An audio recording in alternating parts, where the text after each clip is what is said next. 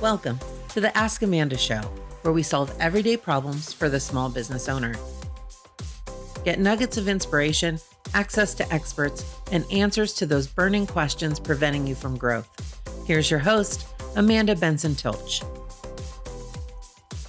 Welcome back to another episode of the Ask Amanda Show. I am really excited about today's guest and topic. I have Rachel Cosgrove sitting here with me, and we are going to talk about teamwork and the importance of building a great team in your company and what you've done with your team and how they've helped you grow your business. Let me tell you a little bit about Rachel, who she is, and why, I always say this, why she's qualified to sit here with us today. But this is the point, is to help all of you guys. So Rachel Cosgrove is the co-owner and operator of Results Fitness for over 20 years, a gym here in Santa Cruz Valley that she owns with her husband, where she leads her team on their mission to change the way fitness is done. She also works full-time in their second business, Results University, which is a business consulting firm they use, you guys developed, I guess, to help entrepreneurs create successful businesses. She is the author of 2 books, Drop 2 Sizes and The Female Body Breakthrough. So she's like the real deal, you guys. I didn't just pull somebody out of like a local gym. This lady sitting next to me has really done it from the ground up and done it herself, which is why, I love these kind of people. So when we come back, we're going to hear a little bit more from Rachel, how she got here, and we're going to talk all things teamwork. First, we're going to take a message to hear from our sponsors, because without our sponsors, none of this is possible. So we'll be right back. As business owners and professionals, you have so much on your plate. You never stop to think about your headshots, marketing video, or personal branding until you need it now. Then you're scrambling to figure out what to wear, how to match your brand, what to say, how to reach your target audience, and how to use your visuals in a way that actually makes an impact in your marketing. You quickly realize you don't have any of the answers because you're not supposed to. You're not a professional marketer, model, or TV personality. You're an executive who needs efficiency, superior quality, and a little direction. You also want to feel good when you step in front of the camera, and maybe even have a little bit of fun too. Hi, this is Brian and Lindsay Schlick with SchlickArt Photography and Video. We provide professional headshots, marketing photography, business videos, video subscriptions, and more to help you market your business with compelling visuals and a streamlined experience. We guide you through the process every step of the way, so you can feel your best on camera and make the biggest impact in your marketing. Visit SchlickArt.com to see how we can help you take your brand to the next level and look good while doing it. Welcome back to the Ask Amanda Show. I'm sitting here with Rachel Cosgrove, owner of Results Fitness and Results University. And I brought her on the show today because I think that there's a lot of value that you can offer in regards to building out your team. You obviously have a very successful business, too, actually. Thank you. The gym and the coaching consulting business that you have for business owners. And I know that you didn't do it all by your little old self. So that there's a team behind you. And I really want to talk about I want you to share with us how you got where you are, and then we'll dive a little bit deeper into that. But why don't you share with us how you built Results Fitness? Maybe a shorter version, because I know that's a long story. But why don't you open up and share with us a little bit about that, and then also how you transitioned into opening Results University. Sure. Well, sure. Almost 21 years ago, we opened Results Fitness, and my husband and I really to create something different in our industry. We were frustrated with the standards in the fitness industry and felt like, we could do better. We could, a lot of people had negative experiences. They, bad customer service, just never feeling comfortable at a gym. And we really wanted to create something different. And we had worked at a number of different gyms and been a part of different teams and had a number of different bosses and, learned the thing. And so as we opened our own place, one of our things was to really create a place where we kind of took things that worked from places we had worked and things that didn't work and made sure we created a place that was changing the way fitness is done. And it wasn't just about changing the way fitness is done for our clients and for people who were coming into our gym, but also for our team. And that was from the beginning. We knew we wanted to, because being a personal trainer and what we did for our living was not taken seriously. Oh, good point. It's something that, oh, you do that on the side. Right. It's not really. What's your real job? Right. What's your real job? Yeah. You know, like, and you know, it's something that people don't see as a professional, you know? And so we really wanted to set a new standard in our industry. And so part of that was our team. And it was, you know, really the people that we brought on board. We wanted to give them an opportunity to have a career. We wanted it to be, you know, I mean, 21 years ago, there was not a career in fitness, and that wasn't a That's a good path, point. you know. And now it is a path, which is really exciting. Yeah. So that was part of our vision. Okay. As we built Results Fitness. And then kind of transitioning over to the coaching and consulting side with Results University, what did you take some of those same team members, or did you use the same strategies to hire for that to help you with that as well, or kind of like how did you transition? You know, because they're two different businesses. Yeah, so the second business is really, you know, every business comes out of creating a solution to a problem, right? Yeah. So we had a number of fitness trainers who were contacting us and saying, how do you run your business? What do you do? Can I come watch you? And we're like, yeah, sure, come on by, you know? Yeah. And they'd follow us around, and we would, you know, be like, you know, okay, you know, here's what we do. Here's our spreadsheets. Here's what we, you know, and we show them how we run our business. So that's interesting to me because you weren't afraid of the competition, of that being competition. You were actually willing to show them.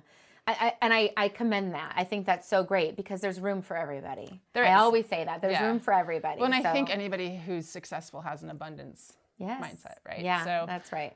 So we did, and you know, and then you know, we did start to turn it into a business, and you know, hey, we could charge for this, and started to charge for them to come, and then we did it in groups of 10 where they would come out and you know spend time with us. And you run it like a university, it's like a business. it's a course. Originally, it just started as something that you know it kind of grew, and then as it kept growing and growing, we started to realize this is like a whole separate thing that we're doing, and we started to speak more at conferences and started to do more consulting and really start to build a name for ourselves in the industry, and so that grew out of the first business, you know, really. And so as that grew, you know, it started just again, you know, my husband and I were the only employees of our first business of Results Fitness, and as we started to build our second business, we had started to build our team. One of the first people we hired for that first business was having somebody to help with keep you organized.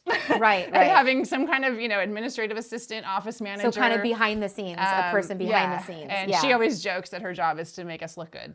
Like literally, that's her job. Right. Like, everybody thinks I have it all together. In the fitness industry, that's pretty ironic. Yeah. Actually. So she, you know, she's behind the scenes, like, no, you're supposed to be here. No, you have to do this. You know. So and a lot of people make the mistake of hiring somebody just like you as your first employee, especially in our industry, because they'll hire another trainer. You'll hire, you know, like if you're a personal trainer. Because you need to make the money. Right. Yeah. You need to hire, and then pretty soon you're the one doing all of the stuff that you're not good at, like, you know.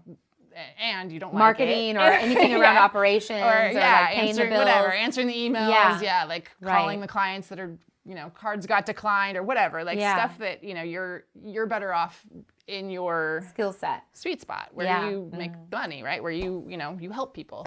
Right. And so getting her on board full time, she was a game changer for us. So I think you gotta, you know, that first key employee, and we didn't do that. The first employees we hired were other trainers. Yeah. We made that mistake. We went down that road and realized, wait a minute, I'm the one in the office, like calling the people whose cards got declined and doing all of the bills and, you know, doing this stuff. And they're out there having fun on the floor. Like, which is what you want to be doing. I want to be out there. And, you know, and I'm doing really, it's a, you know, $10 to $15 an hour job. Yeah. And like, I'm actually a coach who, you know, usually bills out at, you know, a higher rate, right? So like just thinking about what your hourly rate is, thinking about what your sweet spot is and where you need to be in your business, but then who do you need to support you? Right. And it's going to be somebody who's good at things that you're not good at. And so that's key to hiring for the position that you need. Yeah. Yeah. And that's your first employee. And I think as you're building your team, like getting that first key person who she's still a part of. So now she works for us in our other company in Results University. So 21 years. 21 years. That's remarkable. Yeah. And this is why I wanted Rachel on the show, because not just to but because there is a lot to be said for how you treat that person to have them stay. And, you know, when we look at a lot of these companies that have, or if you yourself have a lot of turnover, you might want to take a look at why that is, right? And figure out how you can keep that employee. And you've obviously done that with not only her, I know you have quite a few people that have been with you for years. So I think that that's crucial. I love that you said that she's still your employee and that you've helped her grow as well. And now she's helping you manage another part of your business. Yeah, which is crucial.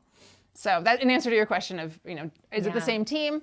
Yes, over time as that grew and as our team grew and we did start to use people in both companies. Well, you saw what their strengths were and what you needed help with. Right. Yeah, and there's a lot of similar aspects to both companies. You need somebody to pay the bills, to run the QuickBooks. You need somebody to, check on payments and credit card, and somebody to do marketing. So like if they're good at it there, they're going to be good at it here. Right. So that's leveraging the talent that you've got, I guess, right? Yeah, absolutely. Which is what you've done really well, I think. Well, can you also share a little bit about what do you do to help make them stay, like in terms of retention? Is there something that you actually do physically or coaching wise, or talk about what people can do to help keep their employees? Okay. The good ones anyway. So, first of all, get good ones, right? right. That's key. Which, and I would say you got to figure out this is a bigger picture discussion of culture and core values. Yeah. Okay. What do you stand for? What's your company stand for? And what, do you have core values in place?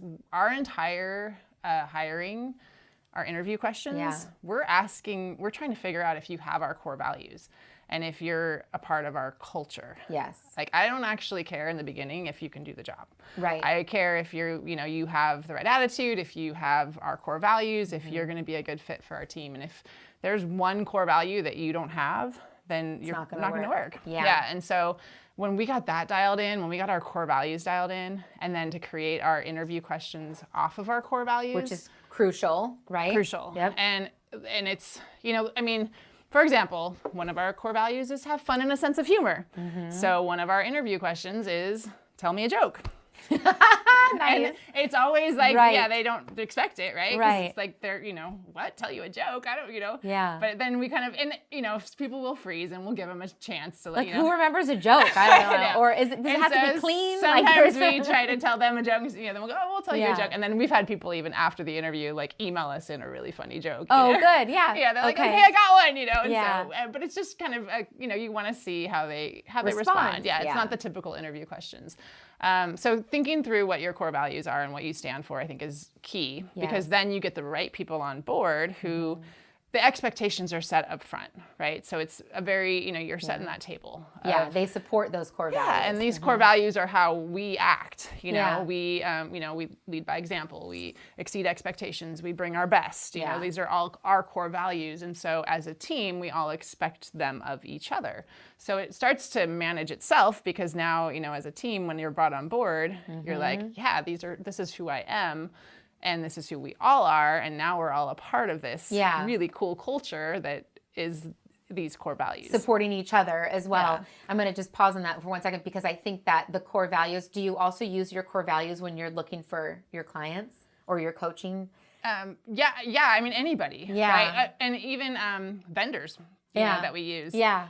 If they fit in there. Yeah, do they fit with our culture and who we are? Because I think that's important. So I bring that up because there's a lot of businesses that I have worked with in the past that don't even have their core values, or they struggle on their vision and the mission statement and all these things around that. And I think it's so important, because look at how you use them. So you've developed your core values, and now not only are they just for you and your husband and maybe management, which is a lot of what people think, they're just for management and upper directors and upper staff, but really they're really for the entire team, and then also who you want to work with. I think that's crucial. So it's so crucial. Yeah, core values are huge. And in the beginning, I'm surprised at how many people don't do it. Yeah, or they do it like we did in the beginning. And then it goes in some book somewhere. And we stuck it in a drawer, Right. Okay, that's done, put that away. Check it off my list. And then we'd use the regular interview question, what are your strengths? What are your weaknesses? I actually remember at a point, and I don't know if it's on there now, but you had your core values on your website. Oh, they're everywhere. Yeah, they're on our wall. They're part of our language. Right. Every team meeting, we focus in on a core value. You guys take note of that. Take note of that. I mean, a successful business really runs off of your core values. And so if you need help writing your core values, you can ask us. We'll help you. But I think that's well, and make a sure, really good point. Yeah, you have to be the, when you said, look at yourself. Yeah. You have to be the exemplary example of your core values. Yeah, so right. You can't have core values and then you're not actually living by them. Like if you're not the one who's like, wow, like, you know, you're really living by example. So the owners or, you know, the leaders have to take total ownership. And we did, when we put our core values together, it was a team effort. So, you know, I said, hey guys, here's some of what I'm thinking our core values need to be. What, you know, do you guys have it? And our list of core values, one of our coaches who's been with us for 15 years, he contributed one of the core values, which is be we, not me.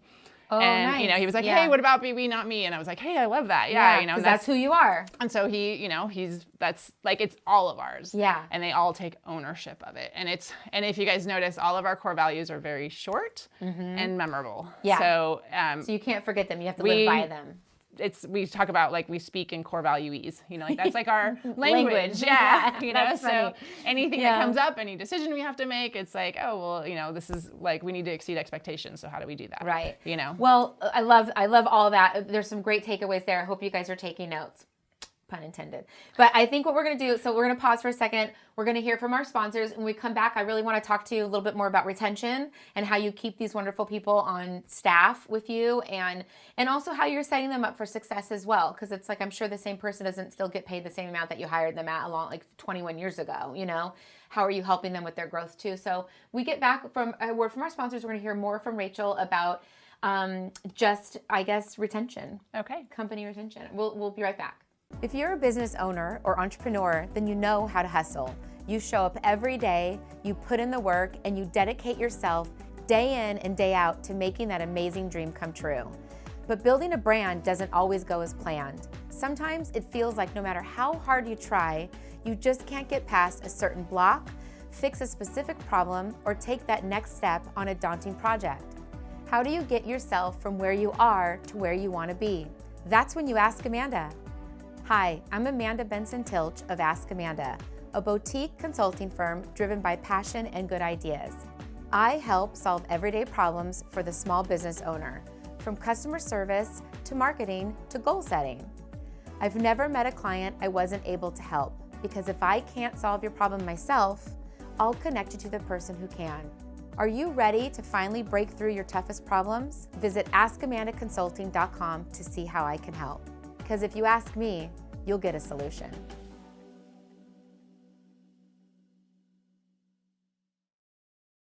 Welcome back to the Ask Amanda Show, where I'm sitting here with Rachel Cosgrove, owner of Results Fitness and Results University, talking all things teamwork, because it's super important when you're building out your successful businesses to have people help support you.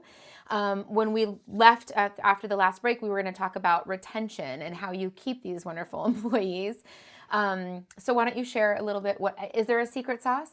A secret sauce. I mean, you know, so we talked about core values and culture and getting that all figured out. But once you figure that out, as a leader, you have to give them an idea of where you're going. What's the mission? What's the vision? And I've always loved the book Good to Great by Jim Collins. He talks about getting your team all on board your bus, and your bus is headed toward a mission. And so I've always used that analogy. I think people are very visual. And so when you have visuals you can use with your team, I think it's super powerful. So I would often refer to the bus, and we're all on a bus and we're headed on a mission towards changing the way fitness is done, and everybody's on a different seat in the bus. And, you know, sometimes those seats could change, and maybe we have an open seat, or maybe we need to, you know, maybe, and a lot of times the conversation I would say would, you know, if I felt like somebody was kind of drifting off or not totally focused on our mission, you know, all I have to say is, you know, hey, I feel like you're kind of looking out the window, or I need to pull the bus over. Like, is everything okay? And they would go, oh, no, I'm on the bus. I want to be on the bus. I'm like, okay, great. I love that. Did you give them that book to read? No, I'm curious. I shared the story with them. Yeah, and, that's cool. And then, you know, not long, or probably, 5 or 6, I don't know when that book came out, but Lean In from Sheryl Sandberg. She has one of my favorite quotes in that book is she was offered the position at Facebook, and she couldn't decide if she wanted to take it because it was like not exactly the position she wanted, not exactly the seat on the bus that she wanted. And so she was asking her friend Eric Schmidt, who's the CEO of Google, what do you think? Should I take the job? I don't know. And he said, listen, if you get offered a seat on a rocket ship, you don't ask what seat, you just get on. Yeah. And especially if it's a rocket ship headed on a mission that you believe in. Yeah. And it's one of my favorite quotes, and I shared it with my team, and I was like, guys, we're trading in our bus for a rocket ship. Right. You were altering the bus. Yeah, and so we traded in our bus for Nice. a rocket ship. And so from that point on, we all refer to our rocket ship, and it's part of our language. Again, it's something that our team, like when we have a day, like lately, after post-pandemic, and we were busy, and there's a ton of things moving in a million different directions, and pivot, and we'll just walk by each other and be like, rocket ship, and we just know when we say rocket ship, we just know like we're doing stuff. We're going. This is why we're here. We have a mission, and we're on a mission, and we're making it happen. And so you're sharing the culture and the vision with them. So yeah, that's what getting keeps them to buy in. Yeah, because if you are just giving your team a list of to-dos, a list of here, this is your job today. Clock in, clock out. That's all I need from you. Yeah. Like they'll do it, and they'll be there for a while, and then eventually they're gonna move on because they aren't a part of something. Yeah. And especially like the millennial generation, Yeah. they want to be a part of something. Yeah. And so if you start to show them that, hey, you're contributing to this bigger mission that we're on, they're going to be with you, as long as they can be. Yeah. And as long as you're paying them, obviously you got to pay them, an amount that they can cover their bills, and they can live their life they want to live. And that's definitely a discussion you want to have with each team member of, where do we need to be that you're not worried about money? Because if they're worried about money, then they're going to have a hard time focusing. They're going to be looking elsewhere too. Right. They're going to be constantly looking for another opportunity. Right. Yeah. And you got to look at That's your a really good resources point. and figure out, from my resources, what can I afford, and have that conversation. But once you figure that out, then it's like, okay, now like we can move forward. And of course, as you have more resources, share, like, I always talk about, again, another visual is the pie, like we're all making a pie, and we all get a piece of the pie, and it's, it's not about your piece of the pie, it's about how big the pie is. And so, it's focusing on we, not me. We're all working on this one pie. Which is really great. Do you do anything incentive-wise at all with them? Or have you done that in the past and maybe it didn't work? Or like, I'm just curious to know, like, we've all had little failures of where we try to do stuff and then, and some great successes. So it sounds like we've tried different stuff. So the book Drive, Daniel Pink. Okay. He talks about. So she's an avid reader, you guys, if you haven't picked up on this already. But I read a lot. you always, and you're like a speed reader, I feel like. You always are sharing a new book. These are all like old. Like, no, but I mean, like on your social, you've always got your nose in another new book. Because there's so many great books. I know. Okay, It's so good. that book, he talks about the idea of incentives, right? So incentives with your team, and whether it's good or not, and whether in the science, they did a lot of research to figure out, if dangling a carrot in front of your team member works or not. If you do this, then you get this. And they found that having an incentive is actually a distraction. So instead of focusing on the mission, now you have your team focusing on the carrot. Yeah. And it actually can, not work. Right. And so instead, they talk about doing unexpected, doing an unexpected, celebration, or an unexpected, or like where you reward, right? It's kind of like a pet, right? Like when, like when the pet does, something good, you reward the pet, and then they do it again, right? So it's like that idea of like our brains, the way our brains work, instead of saying, here, focus here, here's what you can get, then, that's like all they're, and then that's all they're thinking like, about. I just want my money, I just want, or whatever it is. And they lose sight of what they're actually trying to do. We're actually, we still need to do this, right? So instead, here's what we're doing, let's all do it. Let's see what we can do this month. Here's some goals we're going to lay out, and let's all work towards this goal. And then, you guys, we hit it, and then you could do something personal. Like if, that means the most, right? When you know your team well enough that you know that their favorite thing is whatever, like Disneyland. So you end up, getting them, tickets to go to Disneyland, or whatever their thing is. Or maybe it's, that you do a big team celebration and you all go out and, and then it's like, oh wow, that was fun and that was amazing, and that, then it's like an experience. So we want to do it again. Now what are we doing next month? Right, like we have to hit these goals. So we've kind of taken that approach rather than incentives. Than telling them, like here's how much you're going to make if you do this, if that makes sense. Yeah, which I think is crucial. One of the things that we've done before with a client is I've asked them, like, have you actually talked to your team to ask them what's important to them? So like you've built this whole structure out in your mind. But what if they don't really care about that? Like, so it Right. sounds like kind of that's what you've done, Yeah. is asking them what is important to you and make it more personable so that then you deliver on that. It's like once you do meet these goals or whatever it is, we accomplish this one big task and we're finished with this, whatever, renovation or onboarding, whatever it is, then we get to do that and it matters more to them. I think there's a lot to be said with that because in the old, like I feel like the old school days of like running a team, people do just think of Vincent as, oh, like put together a bonus program and like that will be enough for them. And it's like, what if that doesn't matter to them? Right. Yeah. And then Yeah, and then I think, again, it forces them to look at. You have to share the share the pie. Like share, if you're making more money because sure. of your team, that's of course. But yeah, I think it's it means even more when you. And especially when you do something that's personal for your. Do you guys do anything together? Because I know part of a team too, or with a corporate. Do you guys do anything together as far as like with community outreach at all, or like is there any way that you guys work together outside of work? Right? I don't know if that makes sense, but a lot of the things we've done have been so we've done fundraisers and things that have happened at our business, right, as a team. So that's been most of the stuff. I mean, we have, most of the things that we've done as far as the community goes there's been a few things that we've, as a team gone and done, but.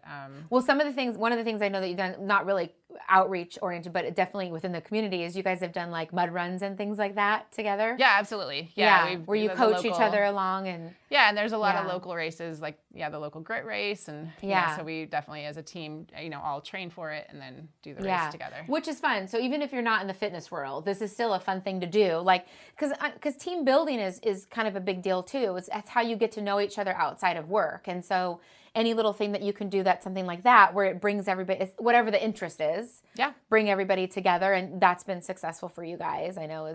Absolutely. And we've even had, we've had businesses that we've had a team that we've coached, their business, like their employees to do the grit race, Oh, how fun. Yeah, so it's fun. Oh, that's a good idea, you guys. If you're looking for something from team building exercise to do, that's a great one. Yeah, no, it is fun. Well, we're going to pause to hear from our sponsors again, and then we'll come back and we're going to talk a little bit more about I guess where viewers can connect with you. We'll flip the script a little bit. You get to ask Amanda some questions. Because that is like the topic of the show. But when we come back, or before we head to a sponsor, I want to do a little shout out because one of the things that's helped me get here is actually working with Jackie McDougall from Find Your Voice Academy.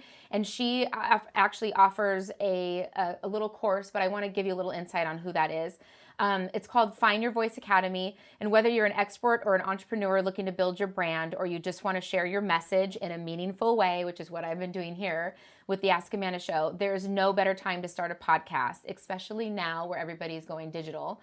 In 8 weeks or less, Jackie will take you from dreaming to launching your podcast with her proven step formula. And so if you, there is going to be a link right here that will give you a little free session. So basically, if you want to sign up for her course and you click on the link in below, or also in my show notes, I am going to offer a 30-minute free session with me to kind of help you get through maybe before you meet with Jackie. So take a look at that, Find a Voice Academy, link in my show notes. And when we come back, we're going to hear a little bit more how you can get a hold of Rachel, and she might have a little bonus to give away to you guys as well. And then we're going to flip the script. So we'll be right back. Marketing isn't just about designing the right ad or creating the right slogan. It's about finding the right audience to engage with your ad. Capturing the attention of the right person is all it takes to make a client for life in today's digital world.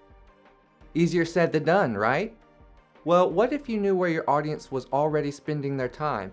SchlickArt video podcasts provide a platform for local influencers to share their voices with key communities here in Santa Clarita.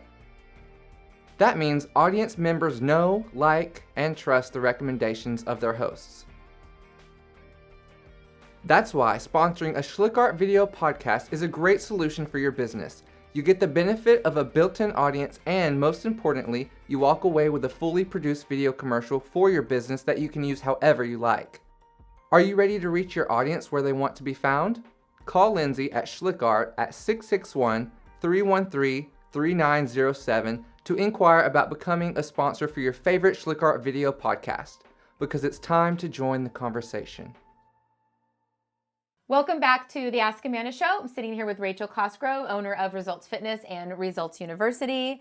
One thing before we get to how our viewers can connect with you, I want to ask you about the day-to-day of operations with your team. How do you actually avoid your team members always coming to you for the answers? Did you build out something like, how do you avoid that? Because you and Alan run your business. We do, but we're not actually there day to day. Okay. So, okay. and it's definitely, it's like you hire a team and then you still end up doing all the stuff, right? Right. Entrepreneurs are control. We want to be in control. So the easiest way and the quickest way to fix that is systems. You have to have systems in your business. And so a really easy formula that I think of when I'm putting together systems is every single system in your business will fall into being a checklist, a template, or a script. So if somebody comes to you and says, what should I do? This client wants to cancel their membership, and you obviously don't have a system in place because they would have just followed the checklist, right, that you would have put in place. So then if I go up to help them cancel the membership with the member, I'm going to, while I'm doing it, create a checklist so that way the next time this comes up, they can just go, okay, this is what I do. I don't actually need to go back and talk, find her. So anything that's in your business that you're finding yourself reoccurringly, being dragged into. Repeating. Just start to go through and create a system. One system, like if you create one system a week in your business, you'll have 52 systems in your business over the year. Yeah. And that's huge. More than enough. That's feel huge, like. yeah. So, no, and that's that'll get you to a point where you don't have to be there and it will run because you have systems in place. So checklist, template, or a script. I like it. That's good, you guys. I hope you're all writing that down. That was really good. Well, why don't you tell people where they can connect with you if they want to learn more about who you are, check out Results Fitness, the gym, maybe they want to get signed up or even, dive into some coaching with you as well on the business side of things. Sure. I'm really active on social media, so you can find me on Instagram, rachelcosgrove.co. So, join me there. I would definitely love to connect with you there. And then our website, results-fitness.com. And I'll actually set up a free gift for you guys. I'd love for you guys to come in and, work out with us. And if you're interested, come on in. Free gift at results-fitness.com/free gift. So head over to that website, and I look forward to meeting you and seeing you at Results. Listed below with all the fun graphics that we can, so you don't have to write that down right now. But it'll also be in our show notes. So and as far as the business consulting, it's resultsfitnessuniversity.com. So nice. Well, this is the moment in time of the show where we get to flip the script and you get to ask Amanda some questions. So fire away. Tell me a joke. Oh, here we go. I don't know that I can come up with a joke. Come on, you have a sense of humor. And my dad is constantly telling jokes. It's so dumb. All right, ready? I got this one. It's the dumbest thing ever, but my dad will get it. This is strictly for my father. So, okay, Dad, here you go. Some guys get on the bus, and the bus stops. Some guys get on the bus, and they walk in like this, or doing this. And the bus driver's going, what are you doing? I can see Brian laughing. And he's going, I got the beat, I got the beat, I got the beat. And the bus driver's like, cool. Next stop, some guy walks on, he's doing that. And the bus driver's, what are you doing? The guy's saying the same thing. Oh, I got the beat, I got the beat. Third time the guy gets in, the guy gets on, he's going like this. And the bus driver's like, oh, I know what's going on. You got the beat. He goes, no, man, I got a booger on my finger and I can't get it out. Dumb joke. Full of dumb jokes. You're hired. That is strictly for my father. Like, it's making me hot that I just said that out loud. But there you go. You want a joke? That's the only joke I can think of. All right. How about let's talk books then? Books. All right. Way better. What's the last book you read? I feel in competition with you because you read so much. No, I'm not. I like talking about books. All right. Shoot, I can't remember the last one I read that was really good. It was a story. But the one I'm currently reading now is called The Pumpkin Plan, and a friend sent it to me, and I love it. And I encourage you all to check it out. I'm sure you could get it on Amazon. I think I got it on Barnes & Noble, but The Pumpkin Plan is really good. So The Pumpkin Plan, that's Michael Michalowicz. He wrote Profit First. Yes. So, have you read Profit First? No. Did he write a book about toilet paper? Yeah. You did, right? Yeah. Okay, because that's on my list next to read. Yeah. So we actually had him out as a keynote for our mastermind That's so coaching group, awesome. and he was amazing. He's a great presenter. Oh my and gosh. Profit First is that we use that book. I mean, that's not on team building, but Right. yeah. But Pumpkin Plan's great. Okay, So I want to yeah. check out that one and then his toilet paper one too, because it's a concept, but you guys should check it out. It's really good. Yeah. Yeah. It's called like toilet paper plan or paper towel plan or Something like that, Something yeah. like that. I don't remember the name of it, but I yeah. hate that. When I can't think of like your joke question, I can't think of it. And I just read another great story that my mom sent me, and it was really cute, but I can't remember it. Anyways, So did I get another question? you can ask me as many as you want. Yeah, you've got a few more you can do if you want. I don't know. Okay. Well, I know marketing is your forte. Yes. So what would you say are the biggest mistakes that people are making in their marketing? Probably trying to do it themselves and not outsource it, because, a lot of business owners, they take, as you know, you try to wear all the hats, and sometimes you fall flat. You are not really looking at, just like Facebook ads, for example. I talked to somebody that was doing it themselves because I can and I could do it, and they weren't really doing a good job on the photograph. They weren't getting the good hits that they thought they could be getting, and really had to do with the photograph, and then it was their messaging. And one of the strategies, if you work with an actual marketing person, is that they would run maybe 2 or 3 ads, and they would pull out the one that actually performed better. Yeah. So just maybe they just don't try to do it all yourself, but I would say if they could outsource marketing when you don't come from a marketing background to fully get the benefits, it would be the best thing that you could do. Yeah. Well, and the time that you save. Yes. I mean, from trying to learn it all, and there's a lot of great marketers out there that know how to do it, and so why wouldn't you go to them? Right. Yeah. It'll free up a lot of time for you to do other things. Yeah, to run your business. Yes, to run your business. Well, thank you for being here today. Thank you for having me. Thank you for having me. No, but thank you for sharing everything. Glad you could see me. Yeah, right. I'm thankful that you shared everything that you did, because I really think it's important as all of us start to grow. A lot of us want to grow our businesses, and as we start to grow, we need to add to that business. And how you add to your business, which is what Rachel shared with us today, is crucial to getting you to those next growth steps. So I'm very thankful for you sharing and opening, the doors up of how you became so successful. I really appreciate it. Again, you can reach her on all the things in my show notes. So don't miss the opportunity to connect with Rachel. Everyone, thank you for sticking out another episode of the Ask Amanda Show. We will see you next time. We hope you've enjoyed this episode. Do you have a topic you'd love to hear about? Or is there something you want to ask Amanda? Make sure to comment below.